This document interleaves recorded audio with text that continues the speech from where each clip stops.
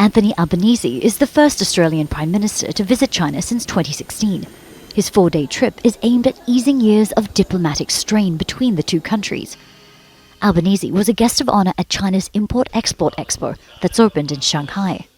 It is in all our interest to have a relationship where there is dialogue and cooperation. Tensions were sparked in 2018 when the previous Australian government banned Chinese telecom giant Huawei from its 5G network and called for an investigation into the origins of the COVID-19 pandemic in 2020. Beijing responded by imposing a diplomatic freeze and trade curbs on Australian imports.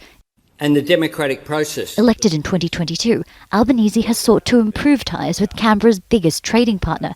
In recent months, Beijing has removed tariffs on wheat and barley and released Australian journalist Chung Lei after 3 years of detention on spying charges. But significant differences remain. Australia continues to deepen its relationship with the United States, and Australia continues to have a really high threat perception when it comes to the Chinese government and its activities on the world stage.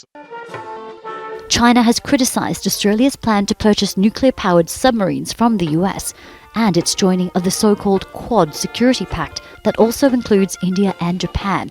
Beijing hopes repairing ties with Australia will prevent it from following Washington's tough toward China approach too closely.